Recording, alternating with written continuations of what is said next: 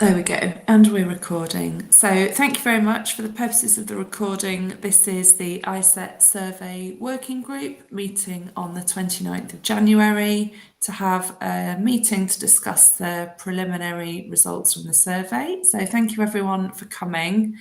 The survey is actually still technically open. We haven't closed it, and I guess that's part of the discussion. We've been keen to look at some of the results since we opened the survey, really.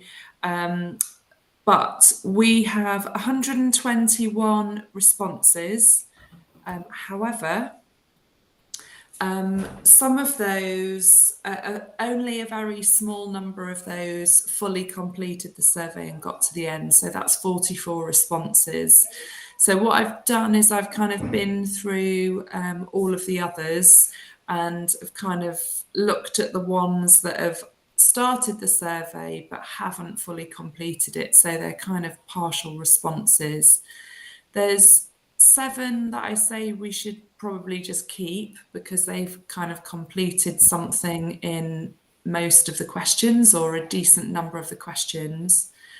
And I think we should probably delete 44 of the responses because they've only had the survey open for a very short time and there's no responses to any questions. So it's very difficult to know if people have kind of opened it, closed it, and then come back to it later, or whether they've just opened it, looked at it, and not at all responded. Mario, did you have your hand up? Yes, there is this. I'm thinking about attempting in the past to publish surveys not too far from this one in Nature. And an objection we received multiple times was the lack of characterization of non-responders. So if we do have information on who are the non-responders, are there any patterns, that will be very precious information. And I think rightly so, the objection was raised because there is just as much information in people who purposely connected and then didn't respond as there is about the people who purposely did connect and then did respond. Could you give examples of what kind of characteristics? I mean, obviously, it's going to be easy to say how long things were open for. If we find, for example, as you say, that people have returned multiple times, or if all the non-responders come from certain specialties and not from others, and so on. So whatever pattern or regularity we can bring up, also because it is quite a striking number, having 44, which are more than the ones who actually responded, who open it, look at it, and then close it again. And it might inform also our practice. Have we made errors that have put people off? A typical one, too many questions. Okay. So I'd probably have to dig a little bit deeper to find out exactly what information. Oh, hi, Rasha. Exactly what information we can get. But yeah, I take your point that rather than just dismiss them because they haven't responded, it would be useful to provide more detail if we can get that. Okay. The other thing, even though it might have a selection bias that goes into the same direction, is there a way to understand if there are people who have been formally invited and yet have decided not to engage at all? And because some companies and some professional organizations have been contacted, they might have an idea of whether this has happened or not. The only warning I would have in analyzing that, and we probably need to highlight at analysis stage, is that if we try finding out this information by contacting the organizations, this will have a selection bias. And so we can't just bundle the statistics with everything else. Okay.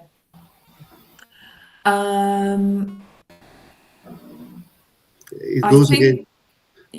Yeah, I think we'll be able to. I mean, I think we've been quite transparent in collecting information on who has been sent the survey. Some will have responded with sufficient information that you can kind of almost tick them off the list. I'm not sure we would have explicit or definite information to say who hasn't responded. That's going to be tricky, but we can have a look and see What as can to as much detail as we can who hasn't completed it. Yes, because even if we don't pin it down to individuals, we might be able to pin it down by institutions or simply other categorizations. I mean, industry versus non-industry and so on. We might be able to do at least a partial analysis of this sort. We find out that all the responses do not come from industry, for example, or if all of them come from industry. That again is already another message. Okay, that's fine. Gemma, I think Fiona's had a hand up for a while. I'm not sure. Sorry, Fiona. In Yeah, my view, I can't see that. That's Sorry. okay.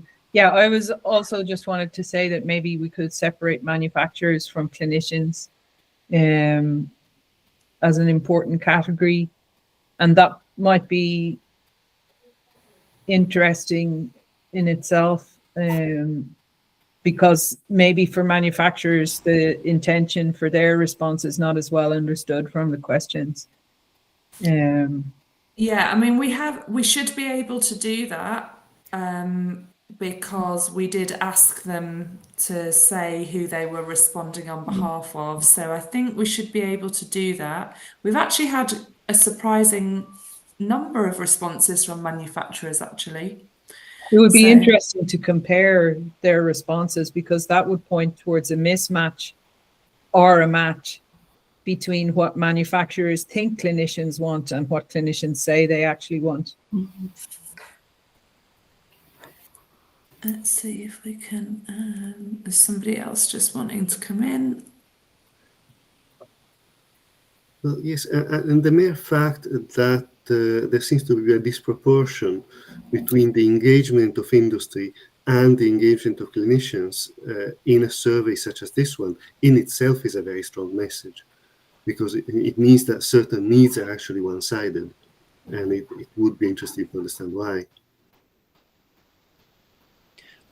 Yeah. I would imagine it might be to do with the fact that manufacturers who know about this initiative are probably going to be keeping a close eye on it, because they know that we're looking at creating standards, and so they're more likely, they have a vested interest in engaging in the process, I suppose. Whereas clinicians at the moment, I think, eye tracking is still, after all these years, still relatively new for clinicians, and there's not very many people using it because, the main reasons that ISCET exists is to try and make those tools more accessible. So I actually am not so surprised that we've got so many manufacturers. Hi, Fred. If I can just Everyone. say, I think there are exceptions to how often it's used. So it's still relatively new in many clinical domains, but in something like vestibular testing, it's the go-to and has been for a long time, taking VHIT measures and things like that. So I would expect people in those domains, clinicians from those domains, who are very much used to looking at plots of gain, even right into raw data. So at a higher data quality requirements and more detail into the signal in those domains because of the nature of the measures that you're taking, than maybe if you were looking at where does someone look, or does someone pay attention to this, or perhaps even reading issues, dyslexia or something would also be considered clinical application. So I think there are domains where it's very much established and the go-to test. And I would expect to see those domains respond. But I think it remains to be seen if we manage to actually find the clinicians in our outreach. Well, that's a kind of a key point for discussion today, Fiona, which is all about, do we keep the questionnaire open? Has it got to the right place? Do we feel like it needs targeted kind of distribution to people who we weren't expecting. And if I kind of skip to the end of the notes, there is somebody who completed it that says, this is an important subject and I'm surprised that I've not heard about this community, would love to know more. And then they do share their email addresses. And then Siouan Chen in Australia has kind of said about, do we send out reminders? So I think obviously what I've put is a snapshot of some of the important questions that we want to look at, but I guess it's whether we feel that we have sufficient responses, or do we kind of send out reminder messages to who's received it already? Open for discussion, really. Mario. Well, what I do think about the questions you're raising, which I think are fundamental, is that it would be good, before we try answering those questions, to have exactly the analysis we were suggesting before about the non-responders, because that will inform if we are targeting it correctly, and if we're asking the right questions. Because the fact that there are clinicians that are interested, I think it's pretty clear. Otherwise, the list you've very kindly put together, we couldn't have put it together. The point, however, is that if the people in that list are not responding, we might think that, well, we might suspect that we're asking the wrong questions. In other words, that there is an interest in the field, but the interest is on a different basis than what we're thinking in this moment. Yeah, or we're asking the right questions, but they're just not receiving the survey because we're not kind of distributing it to the right. Absolutely. Yeah. But what I'm suggesting is that we need to do a diagnostic exercise before trying to do an amendment. Fiona. Yeah, I was just wondering, as you were talking there, Mario, is there a section that's an open text field for them to put any other information they consider important? Because I think Yes. if they're demotivated by the idea that you're not asking the right questions, that's where we could also look to see if that's the case. But also, I think not only the non-respondents, but also the respondents, it would be great to see a summary of, what domains are they coming from? Because if they're all coming from one clinical field, for example, this is much less generalizable. But I also feel like with the amount of work that you and others have put in, to constructing the questionnaire and to sending it out, and probably it has been sent more than once to some of the most critical lists. I think I can hold my hand up and say that might have happened, but I think that's not necessarily a bad thing. I think, if another push to try and get more responses is needed, that it's very much worth doing rather than close it prematurely with not an enormous amount of data. Yeah. In this moment, I don't have the survey in front of me. Can you remind maybe how many questions there were? It was kind of the way it was structured. Oh gosh. It's just to estimate the effort that is required for a person to fill in, because it might be something as simple as having asked too many questions. Yeah, I can't give you a straight up answer to that, Mario, because it depends which questions, which selections opened up various other boxes. The people that closed it tended to close it very quickly, and the people that responded,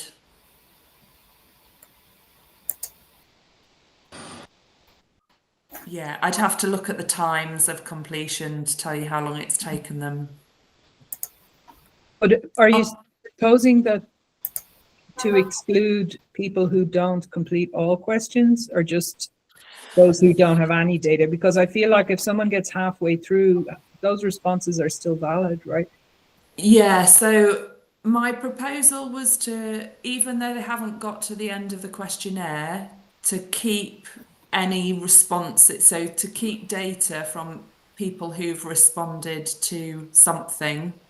So that would be the 7 who you haven't seen the spreadsheet, but the 7 I've got in green, they've got quite a lot of entrants. There's a small number who are kind of coloured in orange. Hi, Bjorn. Who have answered typically just kind of one question. But then there is this 44 of which there is no response to any question. So I was proposing to keep any collected data, but as Mario's kind of said, the ones who we've got no data to include at all, to look more specifically at what their characteristics are. Hi, Bjorn. Is there any way to know if they were manufacturers versus clinicians? They've given no response, so we don't know. So even from the link that they followed, or there's no identifier just for opening, right? No, I can have a look in the raw data from the survey to see if there's anything else potentially identifiable to a region, maybe. Well, I think an interesting thing would be to understand how long it took the responders to fill in the questionnaire, because if we realize that we estimated a certain time, but the time has actually been significantly longer, that would easily account why many have given up. Is it also possible that it's the same people opening the survey, not responding, leaving it open, and then closing it, and then coming back and filling it in? Because I think if there's no way to differentiate that scenario, which I can imagine would happen quite often, you know, you open it up to have a look. I'm not doing it now, I'll do it later. If there's no way to differentiate that situation from the situation where you open it and never respond, then I'm not sure how much we can get from that. I can have a look and see if we can find that out, because if they've got some kind of identifier that allows us to double check it, that will answer that one. Gemma, I agree with your proposal. I think sorry. Go on, Fiona. Sorry, I was just saying even the IP address maybe might be reported or something like that. Yeah. Yeah, I was just saying, I think I agree with you, Gemma. We should just, we could just report it in the study. But when you come to actually reporting the answers to individual questions, we don't have to include those 44 as non-respondents to that particular question because they didn't respond to anything. So I'm happy that, I'm guilty of that myself. When you see a survey, you click on it and you go, do I feel like answering this? Maybe sometimes not. It may also be that people thought they just weren't relevant to them, which is fine. They may have had to have had a look to just check if it's relevant to them or not. So, I don't think you're supposed to... Sorry, Fred, you go. Sorry, I don't think you're supposed to look at the IP addresses. But what if it's there? Can't you just still look at it? If it's part of the data that comes out of the downloads, is it wrong to still look at it? I mean, maybe it's it would in be the possible IRB. to plot doubles without looking at them. Possibly. I mean, I do take Matt's point in that they might have clicked on the link, read the participant information, and thought, yeah, oh no, actually this isn't me, and then just closed it. But if there's IP doubles, then at least if one of those is no responses and the other one is responses, then you don't count it as a non-responder. Okay. I think that would be fine, but I would shy away from using it to identify the region or anything else for that. And you definitely cannot put that information out there. Sure. I agree. Yeah. Okay. Yeah. Okay. So I guess the other main thing is for us to decide on our kind of main next actions. So I'm fine if we think we should keep it open, have a little look at whether kind of clarifying the numbers of responders, non-responders. Happy to kind of characterize our kind of responders, non-responders as best we can. But what do we want to do in terms of keeping it open, disseminating it again, or I mean, responses have definitely kind of tailed off. Can I suggest that before making this decision, we check how long the full responses have taken? Because I'm thinking about an error we did in a past survey in which ultimately we were deploying something that was far too long. And simply by cutting the number of questions, but significantly cutting, not removing 10%, we boosted the number of responders, meaning multiplied by 3 or 4, the number of responders. People are not willing to spend even 15 minutes on a survey. If it's anything longer than 2 or 3 minutes, they just won't reply. And that at least was our experience.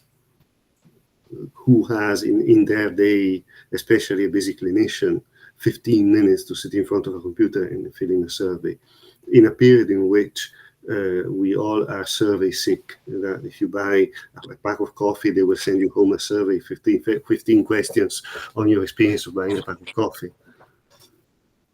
Yeah, I agree. It's it almost certainly was too long. I mean, even the preamble, which was necessary because the IRB required that you include that in, it was just probably way too long. You know, like I would honestly open up something like that I received from a colleague and then close it because I was like, I can't, it's too much. You know, just that text was too much.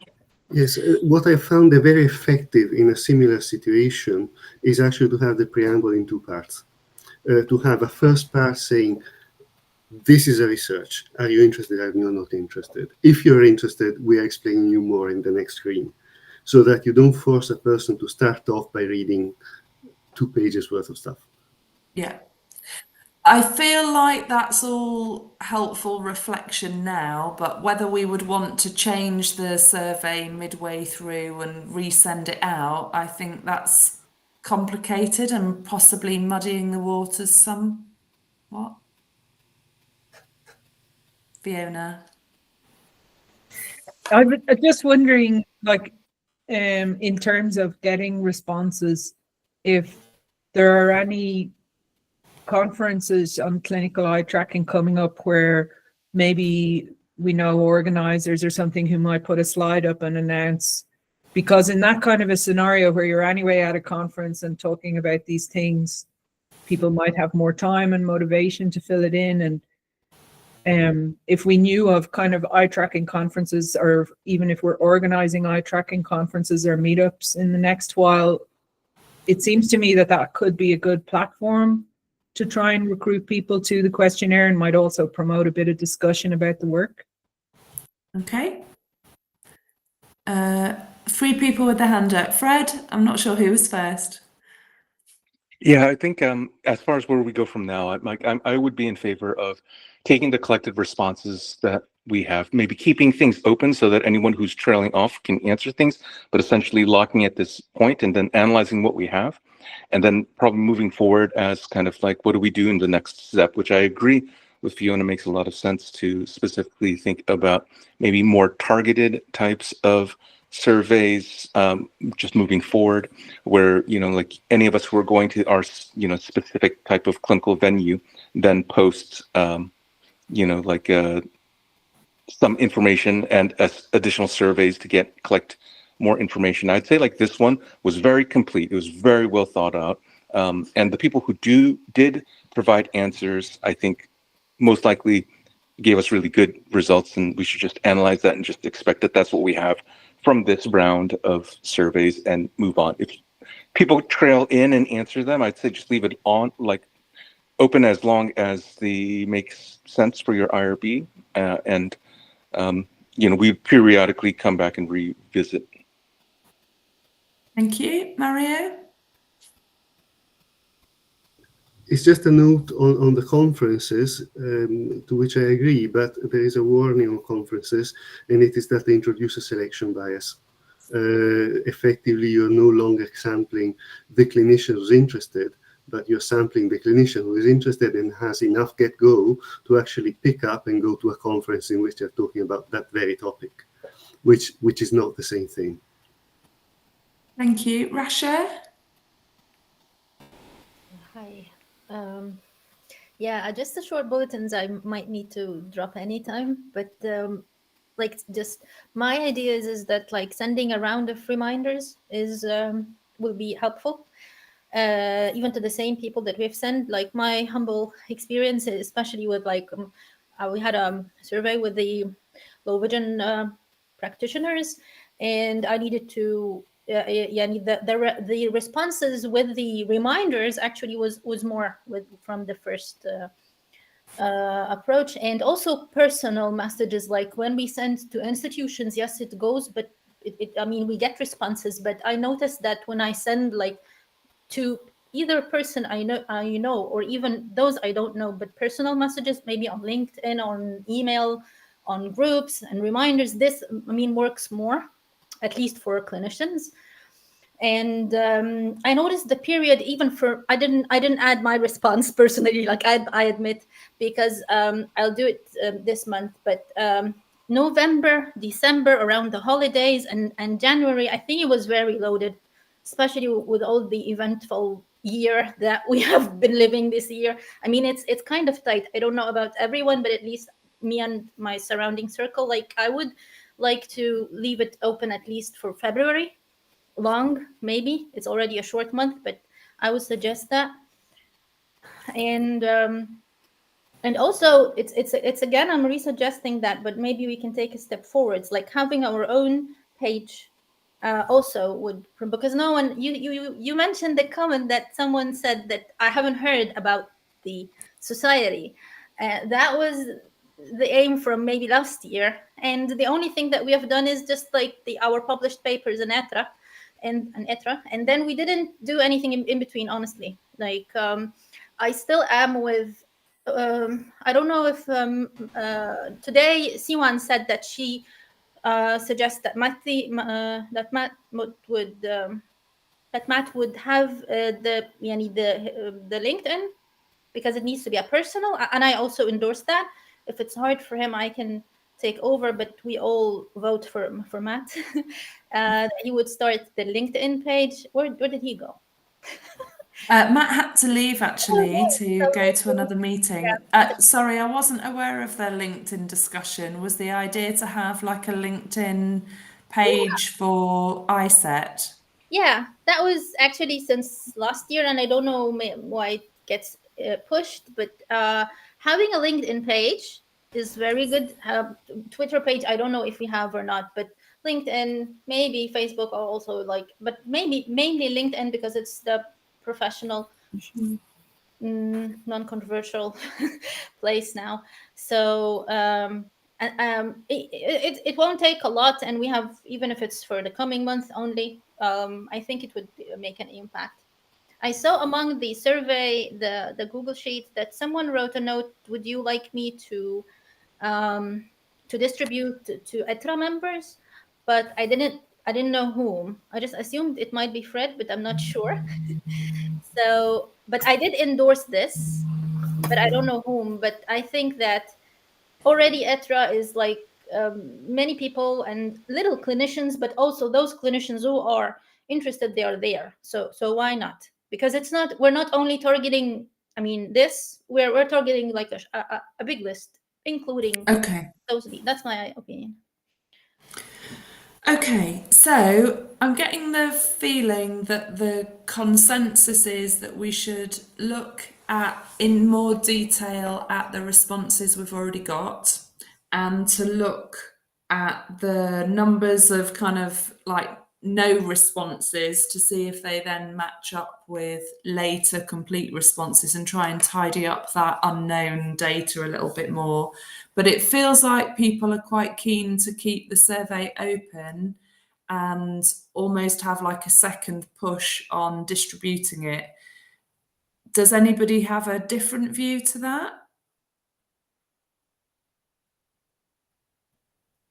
Okay. That's fine. If that's our conclusion, that's fine. I'm happy to kind of go and have another more detailed look at the data we've got, even though the numbers are probably smaller than people were hoping for. There were a few of the key questions that I've just kind of copied and pasted some of the responses to, which is about the guidelines. I do still feel like what's coming out of the results is information that ISCET was hoping to gain. So I don't feel like the data we've got now is useless. It's kind of contributing some of what we wanted. But I appreciate if people feel like there's more to be gained, that's fine. Fred. Hey, so as I think that is a really good plan. As far as the questions themselves, is this something that you were going to like put in some type of Excel or something? Or I don't know. I don't recall what the IRB constraints were for sharing the information directly. Yeah, so it's in a large Excel spreadsheet, spat out raw data, and I've tried to tidy it up and have a little look at that as a first draft. And then the idea was that I put that in a tidier format for us to then discuss as a committee, and there's ethical approval for that. So what I've done is just kind of taken some of the key questions that I thought people were interested in and tried to summarize the range of answers we're getting from those that have added information in those text boxes. So to try and, I guess, reassure you that even though the numbers of responses are low, the information is from those who have completed it is hopefully worthwhile. But I could probably, I'm sure there's ethical approval to share with people like a tidied up version of the spreadsheet. I think the first thing to decide is, are we closing it? Are we keeping it open? Are we distributing it more? So I think that's probably the first decision for today. Yeah. Fiona? Yeah, just to say that I think it would be a shame to stop now if it's possible to get more data. But I think it's difficult to make that decision without knowing, is this data highly biased towards a certain domain or towards manufacturers versus clinicians or some countries more than others? I think if we could summarize that, then we'd have a much better idea of whether we need more data. Okay. You know, and yeah, just I take the point of potentially biasing the respondents by advertising it at a conference, but I mean, I feel like any kind of meet, or maybe even in journals, you know, where it could be mentioned beyond just emails, because the inbox can be overwhelming, especially around exam time, for anyone teaching clinically. That it would be, the numbers aren't super, but if it's evenly spread across domains, that's still good. However, if it's biased, which we don't know yet, then that's not so great. And the other thing I was wondering is, like, will some anonymized version of the data be shared in the committee so that we can also potentially like analyze or plot and consider different things from the data to present to other committee members? Yes, that's kind of the eventual aim, that once we're kind of happy that we've got, well, I guess that's for us to decide. Do we wait till we've got a final version that's anonymized? The idea is that I would put an anonymized version of that together so that we could, as a group, analyze that and then present back to the full ISCET group, because ultimately the idea was to say, if we're going to work on developing clinical guidelines, what should they be on? And that doesn't have to be a whole group effort in one go. It may be that ISCET would prefer to split people up into separate working groups and different people lead on different kind of guideline development. So yes, ultimately having an anonymized data set for us to analyze and then share, whether that's only shared at the end when we're happy and it's closed, that's up for discussion. That's great to hear. I'm thinking also of things like, I'm sure there's different tools available to different people on the committee, and you could even imagine, doing a text-based analysis to see what terms occur most frequently and things like that. That could be useful should you want to publish it. Thank you. Rasha. I just wanted to share that my simple mind would like to think that maybe those who didn't complete the survey, maybe they opened it and then they felt like, because it's a very niche area, so maybe they felt like it's not for them also. So of course, maybe they also did not complete due to shortage of time. But I don't think it's long. It's too long that people.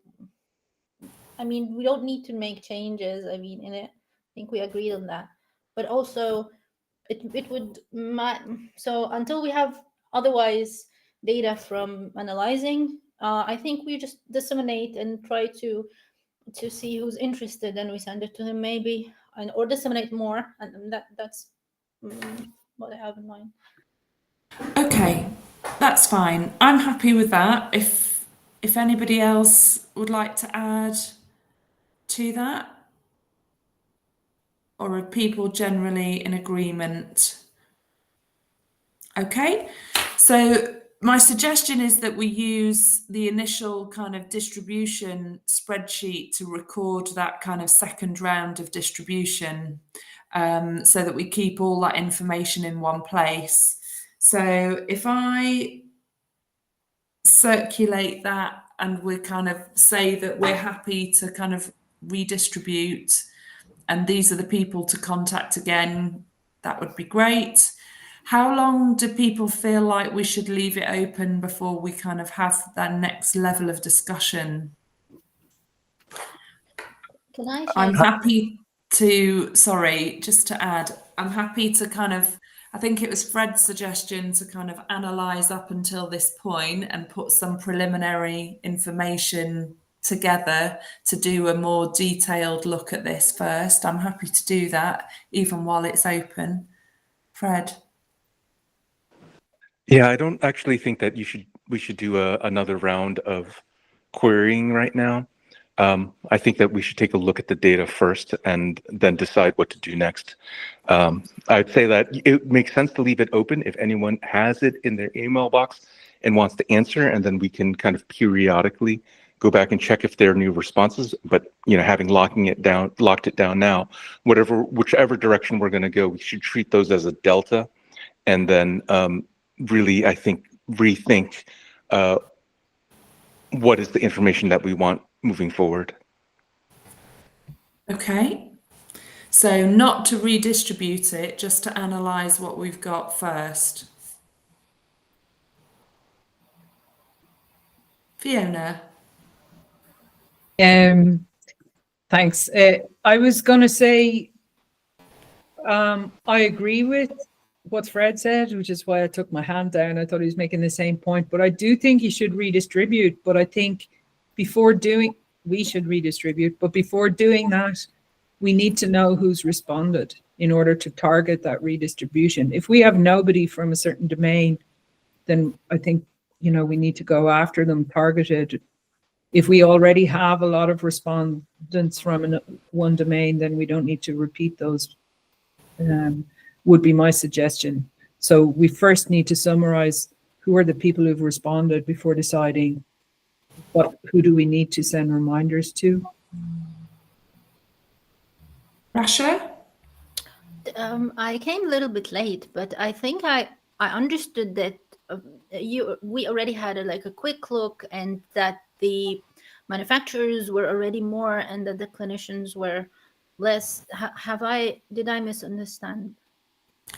I haven't looked at that specifically yet. Okay. But we do have a number of responses. Somebody made a comment about manufacturers, and I said, without having the numbers, I said we do have responses from manufacturers and clinicians.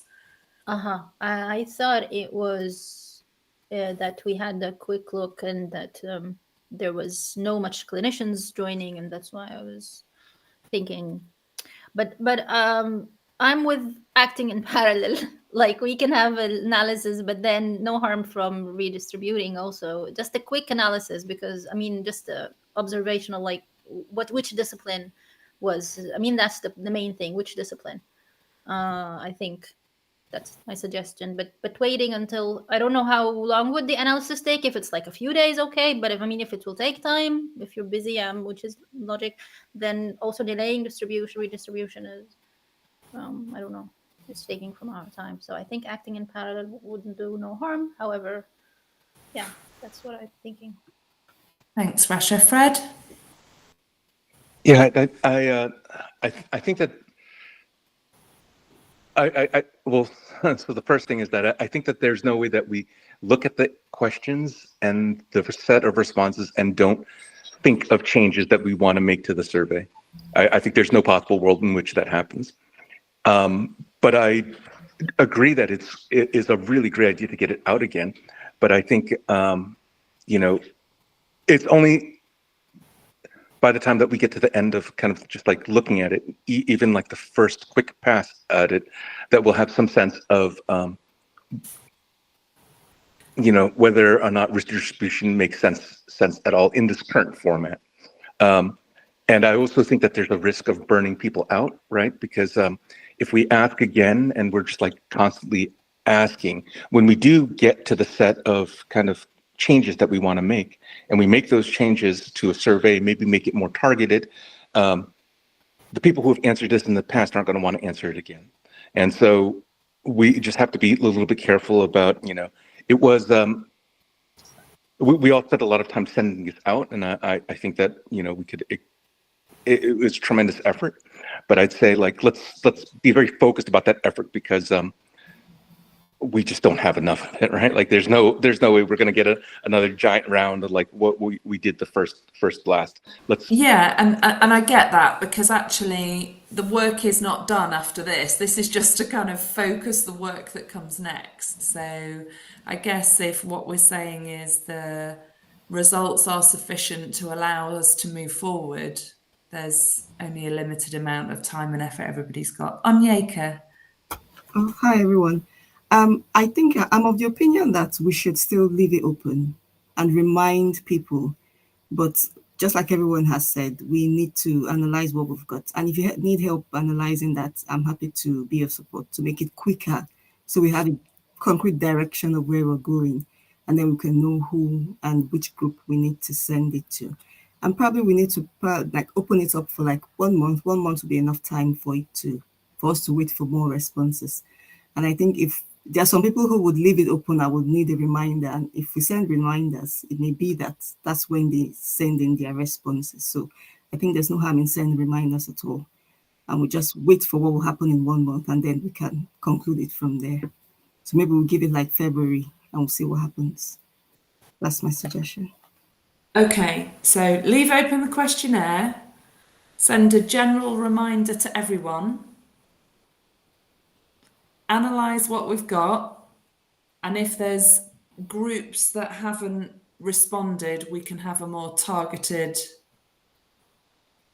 push with them. Is that what we're saying? That sounds really reasonable to me. I would hesitate to send any more emails at this point, but I'm happy to be kind of in contradiction to everyone else. Okay, so I guess the vote then is, are we sending a reminder to all, or are we not doing that?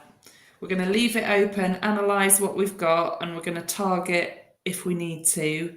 But do we bother everybody with another email in the middle, or do we just kind of focus our efforts on targeted? Well, if we can see that some group has already responded with 60% of the responses or something, then I agree with Fred that it will burn them out to write again.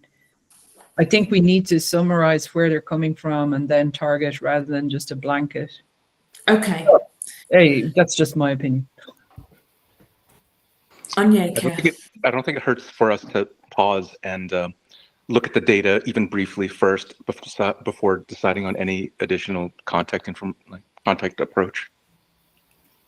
Yes, that would be the main step, to look at the data, to know our direction. But I feel maybe if we don't want to go all out to send in more emails, then we could target LinkedIn as our main focus. So we keep sending reminders on LinkedIn. We focus on doing that page on LinkedIn and send reminders. I think that would draw more respondents to answer the questions as well. If we don't want to focus on sending new emails, we can focus on doing that on LinkedIn.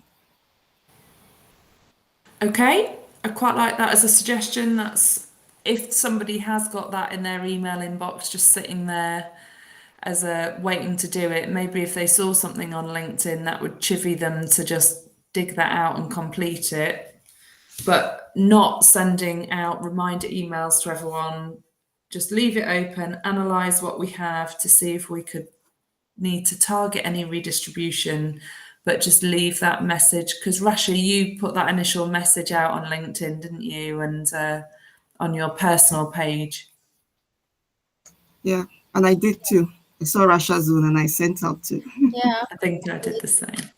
Yeah, and usually when I just send a reminder, I just make it lightly. Like if you haven't, just in case you haven't, filled the survey, so please fill it. And we put the deadline. It's gonna close on, for example, February 28th. So, but also I agree that it depends upon each one of us. Like maybe my contacts, I would again contact them. It's okay, but maybe. For example, like I know that this person, if he's gonna do it, he's gonna do it from email 1. So I mean, it's okay. But if, of course, if we all agree that we don't send anything, then it's okay. Okay, Fiona. Just very briefly, would it be helpful if someone puts a post and just tags everyone in LinkedIn who's on the committee? Because, like, would committee members agree to that? Because then it will also hit all of their contacts. That's very good. I can do that to the post that already is there until at least Matt would make a LinkedIn page. I can do that. Yeah. Although I'm not sure that I have you all in my LinkedIn. So. Okay. Shall I post mine? Yeah. So the other thing that we could also do, rather than I don't know, because maybe this would send an email, is the ISCET actual group itself. Fred. Yeah, I think I think that there honestly is no harm in us looking at the data, like waiting a week, looking at the data, and then deciding on the next step. Okay. Instead of like, if you reach out now, you're going to get a bunch of heterogeneous responses. You're going to get like people coming back in.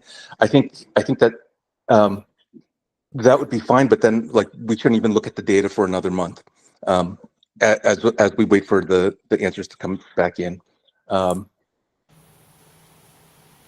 Okay. So let's me have a look at the initial spreadsheet. Onyeka, I might drop you a line for a little bit of help tidying it up maybe, and then if we summarize that with some more detail about the groups, and then we can hopefully communicate by email for that if we feel that there's any groups missing that need targeted redistribution. Does that sound reasonable? I think that sounds good. Okay, thanks, Fiona. Thanks. Okay, so leaving open the questionnaire, analysing what we have, deciding on targeted redistribution, but it's just going to remain on LinkedIn there as an entity if needed. But all what we'll analyse is just what we have now. Okay. And CC in the analysis as well. Yeah. Okay. Is that okay with everybody? Is there anything anybody would like to add before we finish? Because I'm aware we're about to wrap it up. Just well done. Thank you. Thank you. Team effort. Team effort. I think what's encouraging is some of the information that's come out already is very specific to what we want to know. So I think let's not be disheartened with the numbers, and let's kind of think more quality, not quantity, because hopefully that does provide us with answers to some questions. So Okay, anything else anybody would like to add before we finish? No? Okay, well, thank you very much everyone for your time and for having a little look over what we've got so far. I'll try and summarise that in an email to everybody, our kind of agreed actions from here. But thank you very much. Thank you. Thank you. Thanks a lot. Bye all. Bye. Hi. Thank you so much, Gemma, for all your efforts. And Thank you.